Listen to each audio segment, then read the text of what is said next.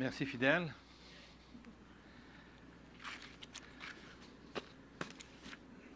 On va rester un petit peu sur l'image. Hein?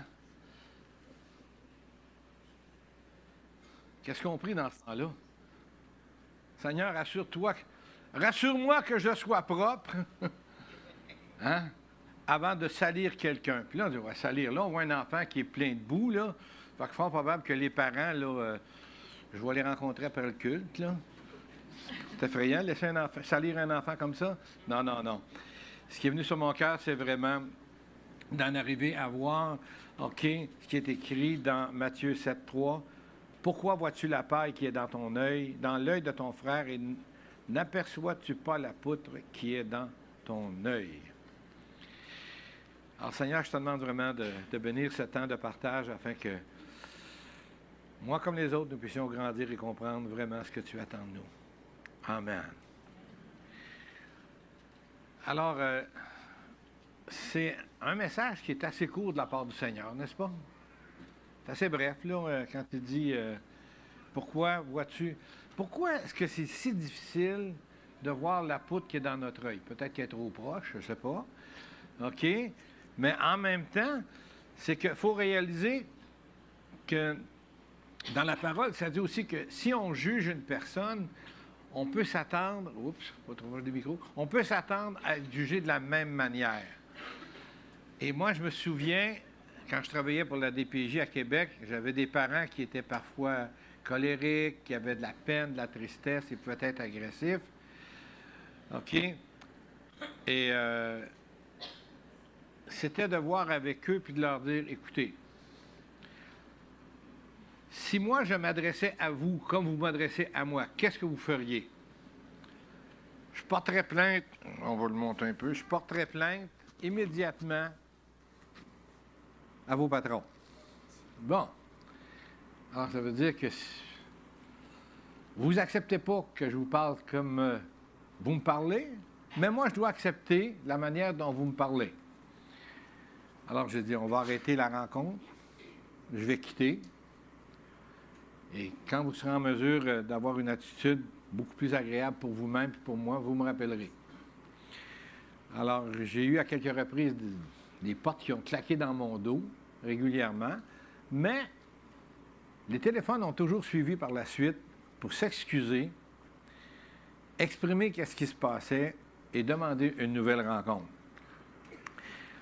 Mais là, Jésus, quand il dit ça, à qui parle-t-il?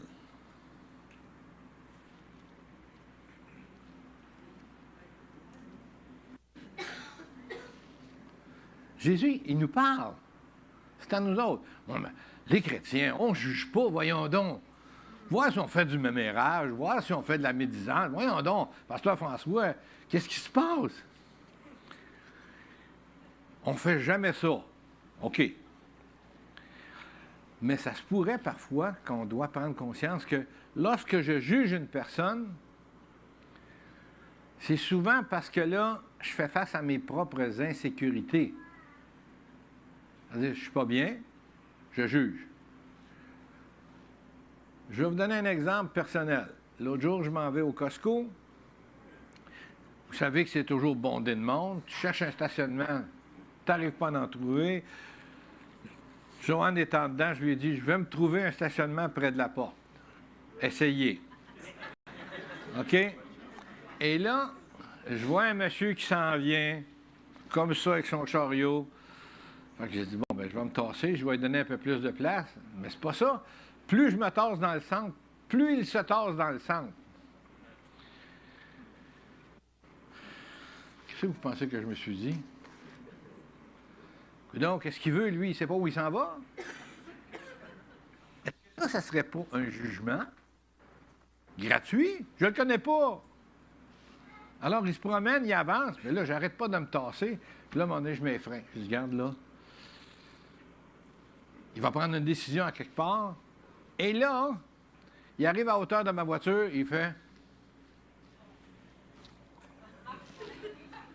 Avancez plus, je quitte, mon auto est là. Merci, monsieur. Bien là, j'avais fermé les écouteurs, hein, j'avais fermé le micro, vous ne pouvez pas m'entendre. Mais c'est pour vous montrer que, dans le fond, pourquoi que j'avais une certaine insécurité? Ça, vous n'avez pas ça. Moi, ça m'arrive. C'est quand elle va sortir du Costco, comment faire pour qu'elle me reconnaisse? Moi, je vais la reconnaître. Mais mon épouse, dans toutes les voitures qui sont là, elle se demande qu'est-ce qui se passe.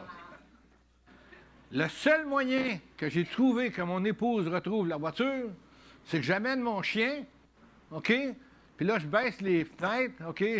Puis là, je pars le moteur, puis là, le haut-parleur de mon chien part. C'est un petit chien, il est long de même, Bobby, ou de même. Là, c'est wouah, wouah, wouah, wouah, wouah, wouah, wouah. Puis là, il jappe. Là, je dis, tu sais, mamie, elle s'en vient. Là, il monte les pieds sur le tableau de bord, puis là, il aboie.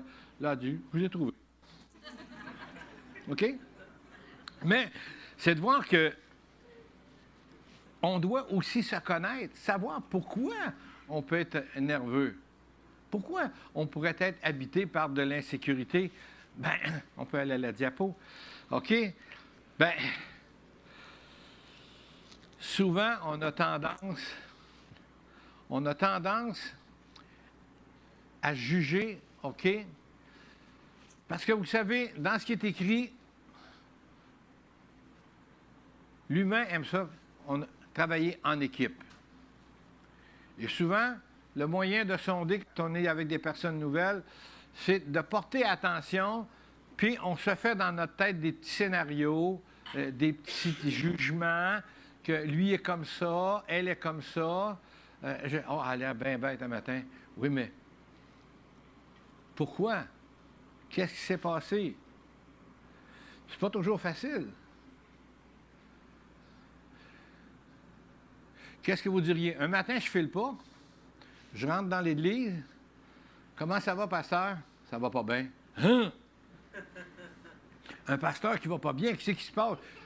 Veux-tu m'en parler? Non.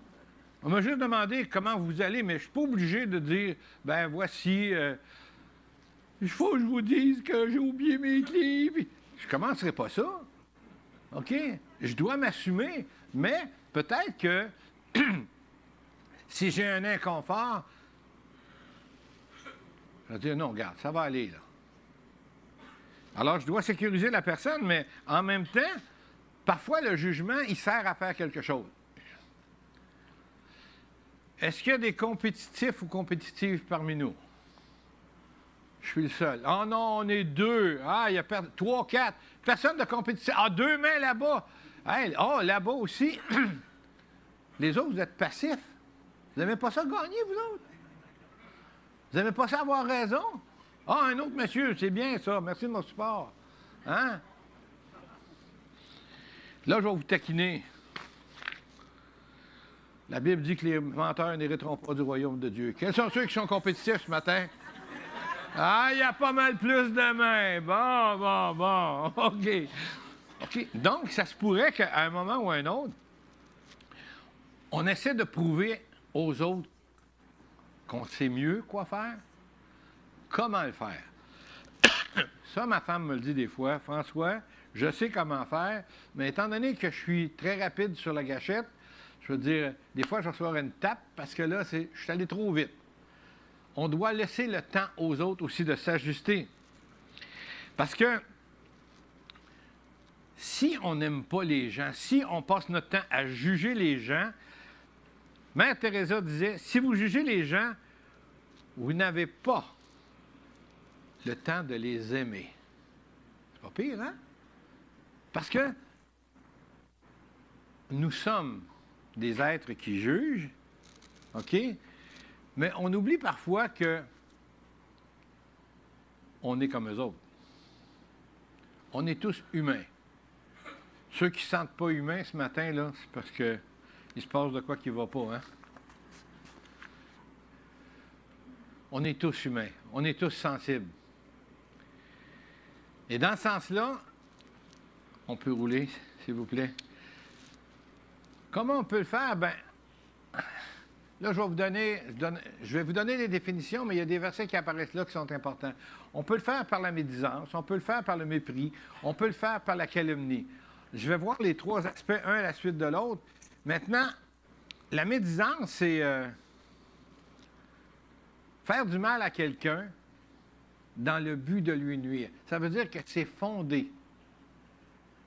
Dire du mal volontairement, OK, dans le but de lui nuire. Puis la personne qui fait ça, elle éprouve une certaine joie à le faire. C'est ça qui est dangereux. Tu sais, des fois, en québécois, on va dire, on lâche une petite pine, une petite craque, là, puis on sait qu'on va déranger la personne. Mais là, la personne, elle est mal, parce que celui-là qui fait la petite farce, il a un but, lui. Il veut détruire la réputation de la personne. Il veut s'assurer de... Il veut la rabaisser. Pourquoi? Parce que lui va se sentir au-dessus des autres. Rarement, il y a des gens qui vont intervenir et qui vont lui dire « ben là, je trouve que tu exagères. » Souvent, on a tendance à le laisser aller. Et lui, dans ce qu'il vit, ben, il est satisfait. Il est rassasié. Il a pu dénigrer quelqu'un. Maintenant, voici ce que la Bible nous dit. Celui qui surveille sa bouche garde son âme. Celui qui ouvre tout grand ses lèvres court à sa perte. Si quelqu'un parmi vous semble ou pense être religieux sans retenir sa langue, mais en trompant son cœur, la religion de cet homme est vaine. Nous, comme chrétiens, ce qu'on dit, ça doit être la vérité. Ça doit porter un fruit. Si le fruit n'est pas bon, ça me surprendrait que vous alliez au magasin et qu'on vous dise « Madame, monsieur, on a des bons fruits pourris à vous donner. Puis si vous ne voulez pas qu'on vous les donne, on va vous les vendre. » Iriez-vous manger des bananes, des pommes, des pois, tout ce que vous voulez qui serait pourri? Non, hein? Ben, c'est la même chose. Puis là, c'est de dire, regarde, on doit faire attention. On peut se démontrer comme étant une personne de tel caractère, de tel niveau, mais c'est le cœur. Les gens vont regarder le cœur, et c'est ça qui est important. Pourquoi? Parce que ça dit, en trompant son cœur, ça veut dire faire semblant, OK, pour arriver à ses fins. Puis, là comme ailleurs, tantôt, on va voir les causes. Mais là, le mépris. Qu'est-ce que le mépris? Il y a des versets qui sont là. Celui qui méprise son prochain commet un péché. Quand vient l'orgueil, vient aussi l'ignominie, ou si on veut, le mépris, mais la sagesse est avec les humbles. Mépriser quelqu'un, c'est un sentiment. On juge une personne ou sa conduite moralement condamnable, indigne d'attention, puis quand on veut être vraiment vicieux dans le mépris, il y a un mot qui fait mal, l'indifférence. Il est là, mais il n'existe pas. Il est là, je ne le regarde pas.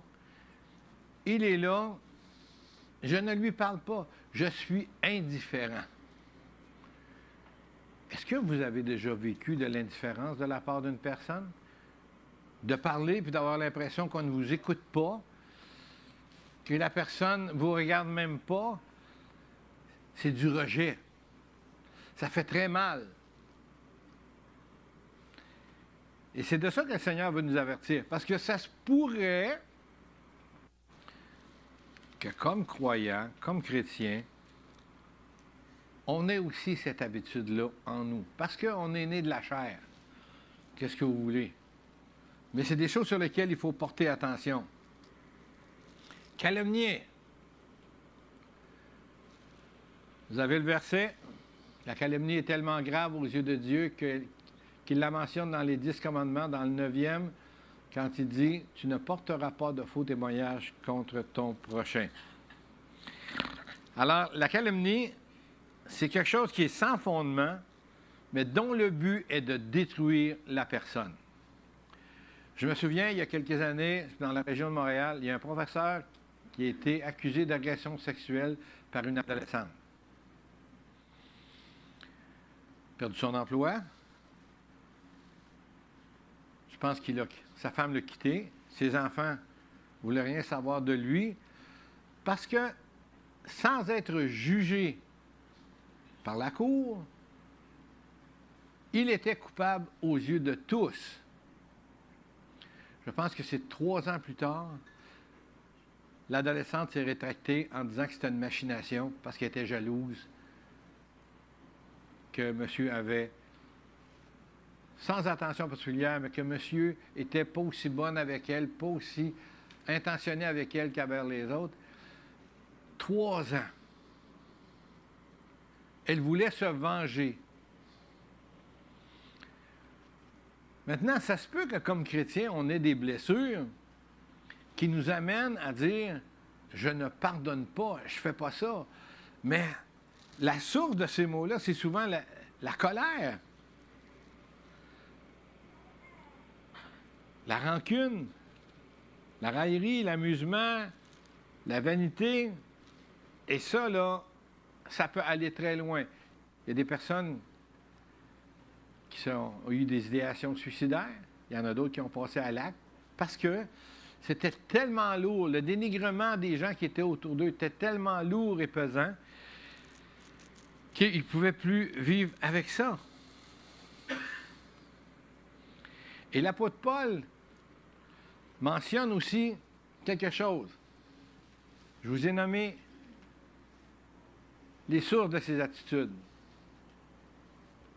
Mais en même temps, l'apôtre Paul, ce qu'il dit, c'est « Il nous parle, j'ai peur. En effet, qu'à mon arrivée, je ne vous trouve pas tel que je le voudrais, et tel que vous ne voudriez pas, tel que vous voudriez que, mettons, que vous le voudriez. » C'est-à-dire que je ne suis pas tout à fait la personne que vous attendiez, puis ça se peut que moi aussi, de mon bord, vous n'êtes pas tout à fait la gang que je pensais que j'allais retrouver. Donc, c'est la peur, c'est l'inquiétude. Vous changez d'emploi. Vous transférez d'un emploi. Ça fait 6 mois que vous ne travaillez pas, vous étudiez, et là, vous décrochez un emploi. Quand vous allez arriver au travail, là, votre entrée va avoir un impact. Si vous faites des farces puis vous sautez dans les airs, ils vont dire « Bon. Quel genre de moineau qu'on va avoir là? » On ne le connaît même pas, il nous tutoie, il donne des tapes dans le dos, puis il rencontre la femme d'un autre, puis il donne un câlin. « Je suis content de te voir. » Il dit « Oh, ben, retiens-toi un peu, là, OK. » Pensez-vous que c'est le genre de gérant que vous voudriez avoir? Non. Commence par arriver, apprends les tâches comme elles sont, puis au fur et à mesure que ça va se développer, on va voir comment ça va aller. C'est la même chose pour nous quand des gens arrivent dans l'Église. On n'est pas habitué, on ne les connaît pas, on ne sait pas toujours comment se présenter. Donc, il faut porter une attention. Pourquoi? Parce que Paul, il dit, ça se pourrait que ça arrive. Il dit, j'ai peur. S'il avait dit, oh, j'ai une petite inquiétude, c'est une autre histoire. Une peur, c'est une peur. Est-ce qu'il y en a qui ont peur des couleuvres? Une personne seulement? Une autre? Ah, 2, 3. Ouais, les autres, vous êtes braves. Ou vous ne le dites pas, hein? Vous avez peur, hein, que votre voisin remarque que vous avez peur des couleuvres. Ouais. Peur des moufettes? Ah, c'est bon. Moi non plus, je les aime pas, surtout quand ils sont proches de chez nous. OK? Mais est-ce qu'on pourrait avoir peur de quelqu'un qui est dans l'Église, puis que dans sa manière d'être, on ne sait pas trop comment se conduire, et puis on n'ose pas porter de jugement, mais ça se pourrait qu'on vive des malaises, puis qu'on dise, bon, mais qu'est-ce qui se passe? Qu'est-ce qu'il y en est? On va tourner encore, s'il vous plaît. Alors ça, je l'ai vu tantôt. Un cœur qui médite des projets injustes, les pieds qui se dépêchent à courir vers le mal. Mais Jésus a dit quelque chose qui est très important. On le voit là. Ce qui sort de la bouche vient du cœur. Et cela rend l'homme impur. Ça veut dire que dans les conversations, dans les jugements qu'on va faire, OK, Ça va commencer par les émotions, puis on va voir comment que ça sonne.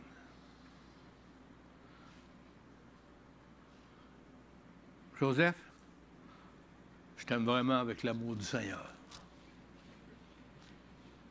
Pas de l'air trop sincère, tu sais. Je peux lui dire, bon ben, moi je t'aime avec l'amour de Jésus, hein, Joseph? Mais mon regard, est-ce que ça paraît dans mes actions que mon cœur est bien disposé, qu'on est ensemble, on est une famille et on doit faire en sorte que on ne doit pas dire des choses qui sont mauvaises ou malsaines sur les autres. Et que peut-être le premier geste qu'on doit faire, c'est regarder mon propre cœur. Le monsieur dans le stationnement, là, s'il avait entendu tout ce que j'ai dit, ben là, je serais obligé de sortir de la voiture et je dis, monsieur, je vous demande pardon. Je vous ai jugé. Avec votre carrosse pas trop plein, votre démarche un peu tibutante, tu sais, là. Puis moi qui étais en attente, je me demandais si on allait se voir, oui ou non. C'est mon cœur qui a disposé mon esprit à dire, hey, qu'est-ce qu'il est en train de faire? Qu'est-ce qu'il veut faire, lui? C'est la même chose entre nous autres. Quelqu'un peut avoir le désir d'être serviable, mais il en fait tellement qu'on est trop fatiguant. Ou parfois, on aimerait être un peu plus comme lui, être un peu plus ouvert, mais on n'ose pas le faire. Alors que ce soit la calomnie, la médisance ou le mépris, il est important de se souvenir que c'est souvent notre cœur qui est à la source de ces jugements-là. C'est pas évident non plus, mais quand Jésus dit, en effet, c'est du cœur que viennent les mauvaises pensées, les meurtres, les adultères, l'immoralité sexuelle, les vols, les faux témoignages, les calomnies. Là, pardon, j'ai écrit faux témoignages encore. Mais c'est la disposition du cœur. C'est ça qui est important. Parce que c'est de elle que viennent les sources de la vie. Dépendamment comment je vis, comment je suis dans mon cœur, c'est comme ça que je vais réagir, c'est comme ça que je vais répondre.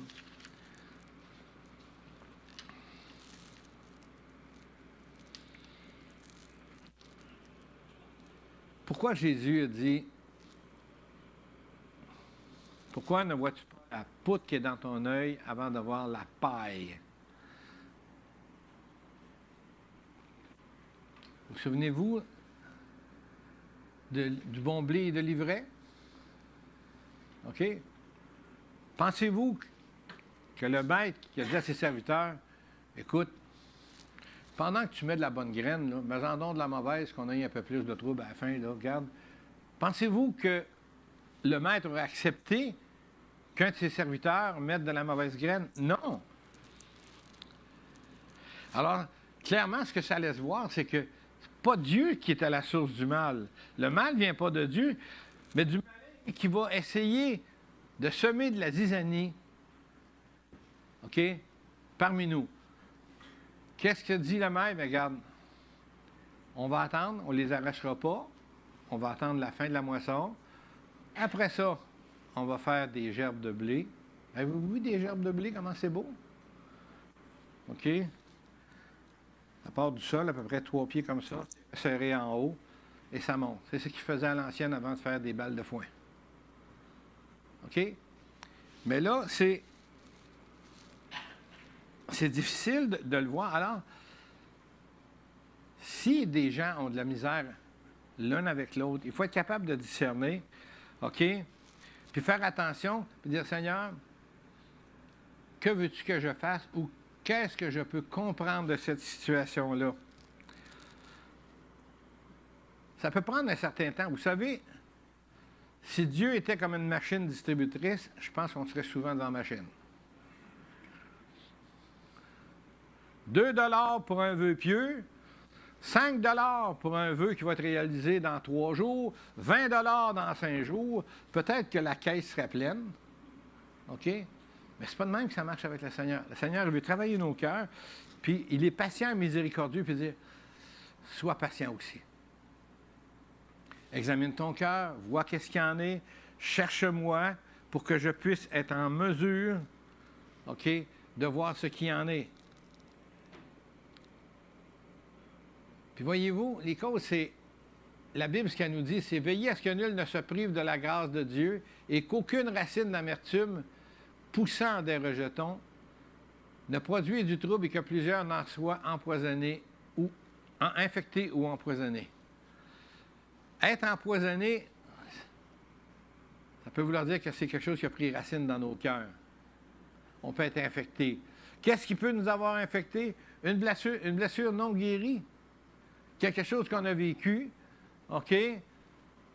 Puis l'apôtre, Pierre, ce qu'il dit, ça se pourrait que ce soit injuste, mais que, écoutez, si on est blessé par des voisins ou autres, ou des personnes, ou entre nous autres, par rapport à des commentaires, bien, c'est d'être capable de voir que, à travers tout cela, je dois pardonner.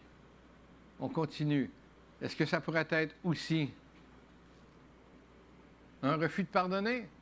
Soyez bons les uns envers les autres. Moi, des fois, j'aime faire des jeux de mots. Seigneur, je suis bon avec les uns, mais pas avec les autres. Compatissant de temps en temps. Pardonnant quand ça me tente. Comme tu me demandes de pardonner. Non, Dieu dit, comme Dieu vous a pardonné. Si c'est de la jalousie, bien là, l'apôtre Paul y revient. Craint de découvrir de la discorde, des jalousies, de la colère, rivalité, médisance, des commérages, de l'orgueil et des désordres. L'orgueil occupe une place très grande aussi. Je sais que dans votre vie, c'est tout petit, tout petit. Moi, j'ai déjà été plus orgueilleux que je le suis là. Je veux dire, quand je faisais du sport, si j'arrivais pas à être le premier, à être le meilleur, je finissais la saison puis je changeais de sport. Tant et si longtemps que je ne repartais pas avec un trophée, une médaille ou une mention, un méritage, n'importe quoi.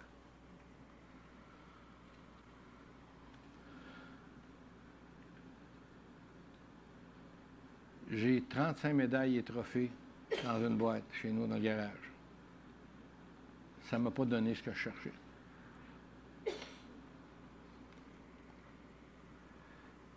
La profondeur dans mon cœur, la blessure que j'avais, vous le savez, j'ai eu un père avec qui j'ai eu peu de relations, j'ai vécu du rejet. Et dans le fond, là, j'ai essayé pendant des années à attirer son regard pour qu'il porte un jugement différent sur moi, qu'il me voit comme étant son fils, qu'il me voit comme il m'aime. Comment? Dans le fond, je disais, viens voir comme je suis bon. Mais au lieu de venir me voir, il écoutait une game de hockey. OK? Alors, voyez-vous, c'est des blessures qui sont là. Et c'est de dire, est-ce que c'est pensé? Est-ce que c'est guéri? Oui, ça a été fait. Le Seigneur a fait une œuvre. J'ai pu me réconcilier avec mon Père. Mais ce qui est important, c'est de voir qu'on peut, tous et chacun, vivre ces choses-là, vivre des situations qui sont difficiles.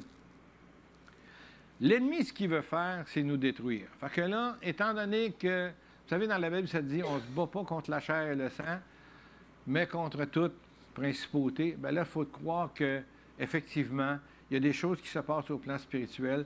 On a de la misère à pardonner, on a de la misère à voir ce que Dieu veut faire à travers tout cela. Et je pense que la solution de Dieu, c'est vraiment l'amour. Et cet amour-là n'est pas facile à vivre. Je vous donne un commandement nouveau, aimez-vous les uns les autres. Oui, comme je vous ai aimé, aimez-vous les uns les autres. Et là, ce qui est important, c'est à ceci, tous reconnaîtront que vous êtes mes disciples, à l'amour que vous porterez les uns pour les autres. On doit apprendre à porter, à donner de l'amour à quelqu'un, même quelqu'un qui ne serait pas nécessairement aimable. C'est notre attitude qui va faire la différence, qui va faire en sorte que la personne va dire ben, je m'excuse. Peut-être que j'ai été un peu dur envers toi, peut-être que... Et c'est ça qui est important, c'est de réaliser que notre attitude a un impact majeur. Puis on ne dénigre pas, on ne méprise pas ceux qu'on aime. Mais ce qui est important, c'est que je devrais faire aux autres ce que j'espère que les autres voudraient faire pour moi.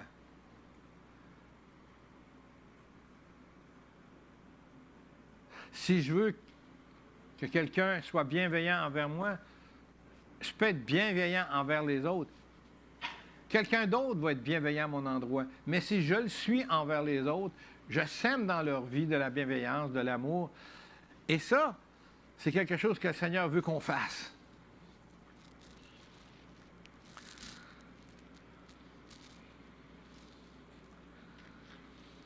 Alors, dans le fond, tout vient du cœur. Et d'avoir un cœur transformé, ce n'est pas toujours évident parce que les blessures parfois nous amènent à réagir. Je pense qu'il n'est pas sur le diapo, mais le psaume 51, il y a 2 versions. Je vais vous les lire toutes les 2 avant de terminer. Crée en moi un cœur pur et purifie-moi. Crée en moi un cœur pur que je puisse t'adorer. Remplis-moi de ta présence. Saisis-moi par ton esprit. Restaure la joie de ton salut pour que je puisse t'adorer. Seigneur, j'ai de la misère avec telle personne. J'ai de la misère avec telle attitude. Je te demande pardon. L'autre version, pitié pour moi, mon Dieu. Dans ton amour, selon ta grande miséricorde, efface mon péché. Lave-moi tout entier de ma faute. Purifie-moi de mon offense. Là, il revient. Crée en moi un cœur pur. Renouvelle et raffermis au fond de moi mon esprit. Ne me chasse pas loin de ta face. Ne me reprends pas ton Esprit Saint. Rends-moi la joie d'être sauvé. Que l'Esprit généreux me soutienne. Aux pécheurs, j'enseignerai les chemins. Vers toi reviendront les égarés. Quand on voit la disposition du cœur, ce que le Seigneur demande pour nous autres, c'est d'être capable de vivre ces choses-là. Proverbe 4, 23. Garde ton cœur plus que toute autre chose, car de lui viennent les sources de la vie. Dans une autre version, garde ton cœur de tout ce qu'il faut se garder, car de lui procèdent les sources de vie. Mais ce qui sort de la bouche vient du cœur, et c'est ce qui souille l'homme. Car là où est votre trésor, là aussi est votre cœur. C'est important de voir les attentes du Seigneur par rapport à ça. C'est tellement facile de salir ou de briser ou de blesser quelqu'un par nos paroles que le Seigneur, ce qu'il nous demande, c'est soyons prudents. Soyez prudents.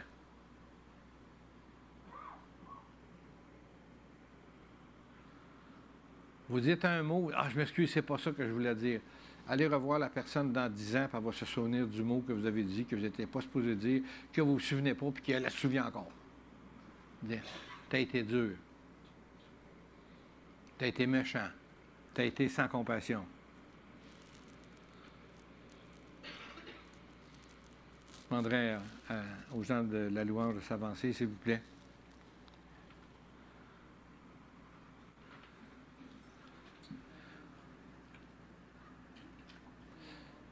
Je pourrais faire un appel, mais je pourrais dire qu'on pourrait tous se retrouver en avant. On va manquer de place. Mais si votre cœur est touché, ou lorsqu'il le sera, approchez-vous du Seigneur. Demandez-lui ce que vous devez faire. Un jour, dans une église, il y a un jeune homme qui est venu me taper sur l'épaule. Puis, il dit, « Il faut que je te demande pardon. » Pourquoi? Je n'ai jamais rien entendu de ta part contre moi. Non, mais il dit, dans l'arrière-scène, j'ai tenu des propos qui n'étaient pas toujours agréables à ton endroit.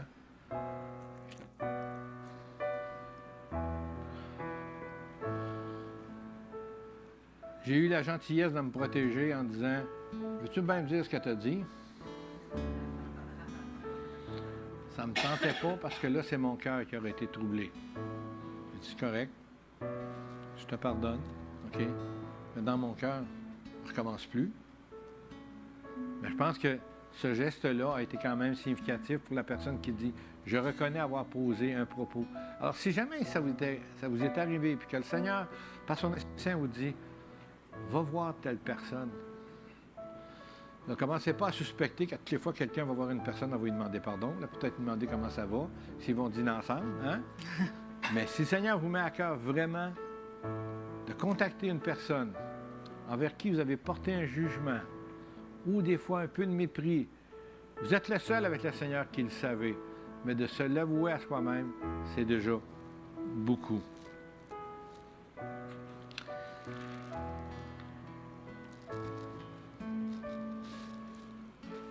Alors, on va laisser les musiciens prendre un peu de place. Prenez le temps de réfléchir. Le Seigneur a mis sur mon cœur que je vous ai partagé.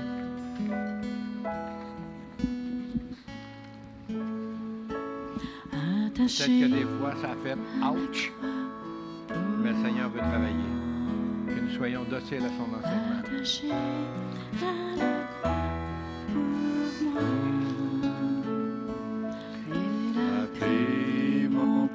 Il m'a délivré, attaché à la croix pour moi. Quel sauveur merveilleux je possède. Il s'est sacrifié pour moi et sa vie innocente, il cède pour mourir sur les fameux bois attachés. Si vous avez des besoins particuliers au niveau de la prière, vous pouvez avancer des gens et faire un plaisir de prier pour vous. Attaché à la croix pour moi, il a pris mon péché. Il m'a délivré, attaché à la croix pour moi. Oui, merci Seigneur pour la Il délivrance. renonce à la gloire céleste pour le plan rédempteur de Dieu. L'apparence est la plus modeste. Oh, quel prix pour me rendre heureux. Attaché à la croix pour moi. Prenez votre liberté si vous avez besoin de prière. À la croix pour moi. Il a pris mon péché, il m'a délivré, attaché à la croix pour moi. Maltraité, innocent pour ma vie, pour mes iniquités brisées et chargé de mes maladies. Il mourut pour guérir, sauver, Merci Seigneur. attaché à la croix pour moi, attaché à la croix pour moi. Il a pris mon péché, il m'a délivré, attaché à la croix pour moi. Le Seigneur, je te demande de rendre nos cœurs purs cette semaine, de faire en sorte que on puisse s'approcher de toi, Seigneur, nous repentir des fautes que nous avons commises. Parce que, Seigneur, ce que nous voulons, c'est que notre cœur soit bien disposé envers nos frères et sœurs, envers toi-même. Parce que ton désir, c'est que nous soyons une Église en santé, un peuple en santé. Alors, merci, Seigneur, de nous guérir, de nous relever et de nous rapprocher encore plus de toi. Amen.